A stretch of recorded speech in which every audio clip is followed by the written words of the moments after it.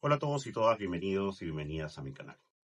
El día de hoy quiero hablar sobre los autistas no hablantes o mínimamente hablantes. Se estima que aproximadamente el 30% de autistas son no hablantes o mínimamente hablantes.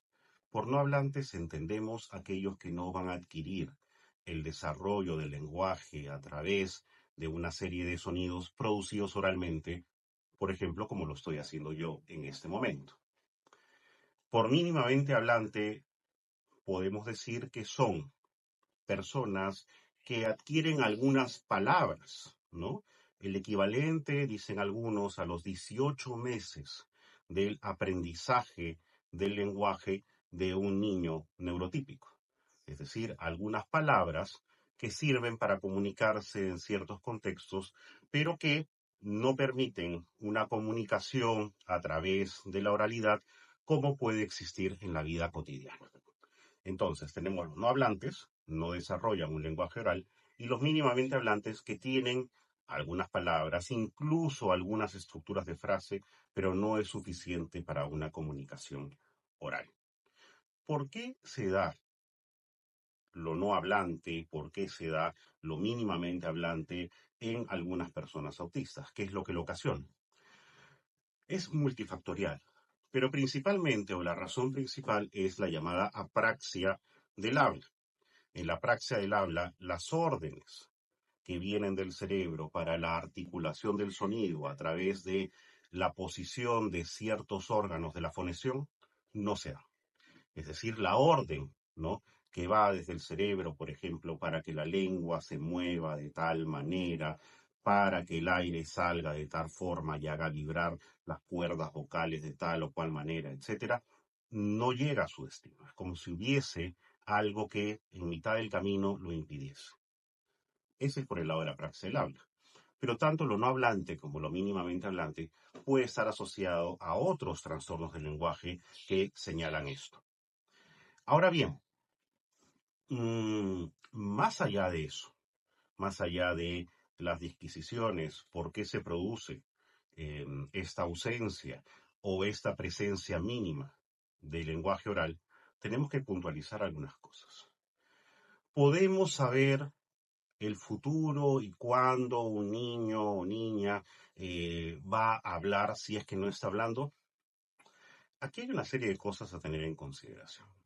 A veces muchos profesionales, lamentablemente sobre todo en el campo de la pediatría, cuando los cuidadores están asustados comprensiblemente porque su hijo o hija de 1 año y medio o 2 años no habla, a veces desestiman esta preocupación diciendo, bueno, no se preocupe, ella va a hablar, hay otras personas que se han demorado en hablar y posiblemente esto sea cierto.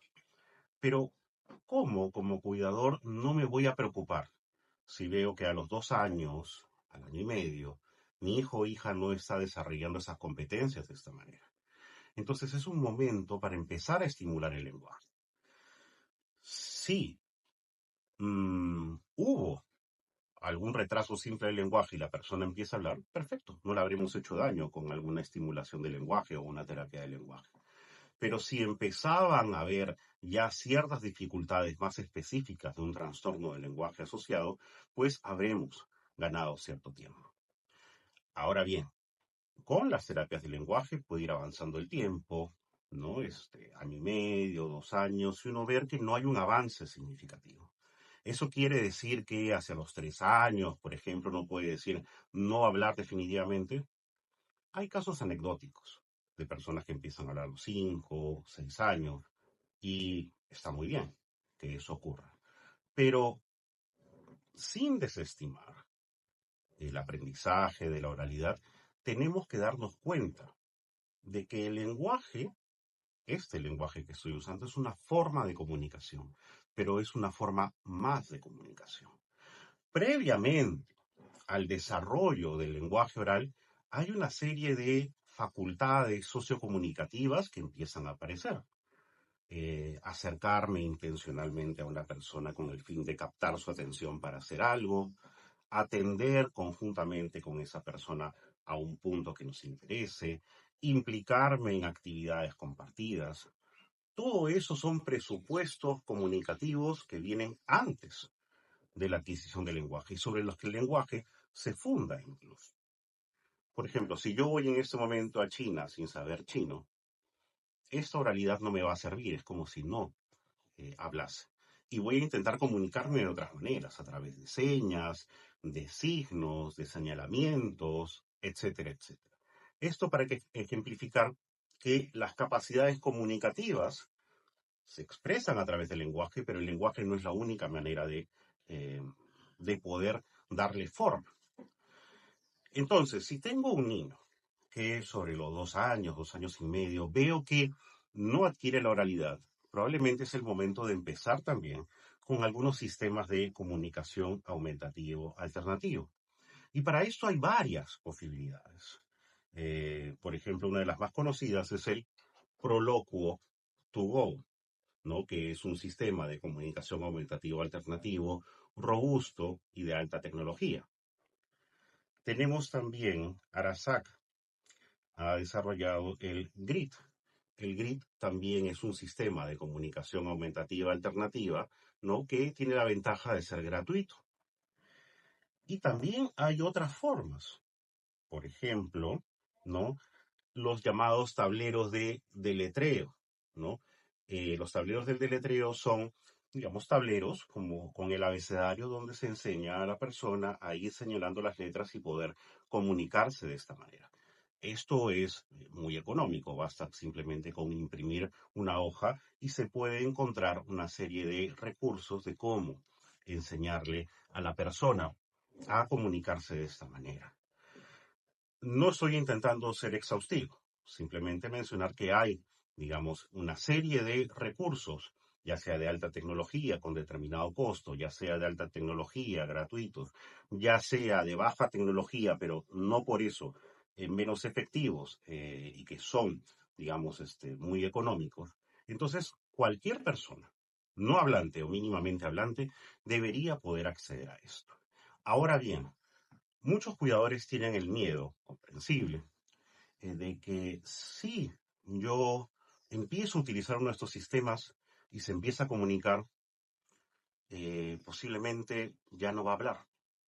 Bueno, si fuese a hablar, si se fuese a dar esa posibilidad, estos sistemas no impiden eso, más bien estimulan la capacidad, digamos, de poder comunicarse oralmente. Pero si no desarrolla la oralidad, podemos ver que no es una tragedia porque a través de estos sistemas va a poder comunicarse. Lo que suelen llamarse conductas disruptivas y que se suelen ver en los autistas no hablantes o mínimamente hablantes y que por eso hablan de la severidad de los signos y los rasgos, están asociadas muchas veces a la frustración de no poder comunicarse. O sea, imagínense, nuevamente yo estoy en China, intento de una serie de maneras, eh, haciendo mímicas, gestos, intento comunicar mis necesidades o lo que quiero, lo que siento, lo que pienso, pero aún así nadie parece entender. Vaya a llegar un momento en que mi frustración va a ser tal que probablemente me golpee, probablemente me agreda, en mi desesperación de no saber qué hacer. Lo mismo en un niño, una niña, una persona autista que no tiene una manera efectiva de comunicarse. Toda la vivencia mental, cognitiva, interna, afectiva, no puede salir al encuentro del otro y eso produce una gran dosis de frustración que termina haciendo que la persona colapse, estalle, se agreda. Por ejemplo, ahora bien, esto supone, o los autistas no hablantes, cuando hablamos de autistas no hablantes, son más severos. A veces se acusa al paradigma de la neurodiversidad cuando nosotros decimos que la palabra severo, refiriéndose al autista, no nos ayuda a la comprensión. Y se nos dice que nosotros no hablamos por los autistas severos, que los invisibilizamos, que hablamos solamente por los de alto funcionamiento, etcétera, etcétera. Y no, desde el paradigma de la neurodiversidad no decimos, no negamos la discapacidad. No negamos las necesidades de apoyo, a veces muy notables, en muchos autistas.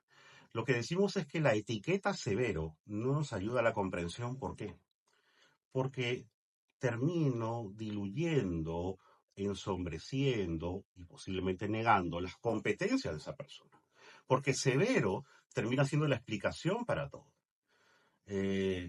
No, no dejes que haga eso porque es severo. Uy, se le cayó el vaso cuando lo quería lavar. Es que es severo, mejor que no lave.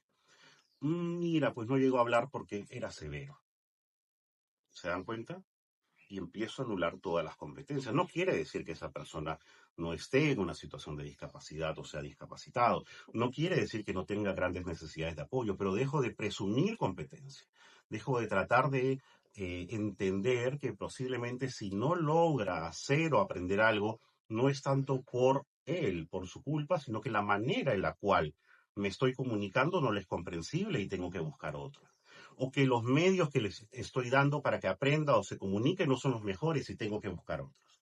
Principalmente eh, los medios que vaya a dar a esa persona tienen que estar adecuados. Y si hablo de severidad comparado con la normalidad.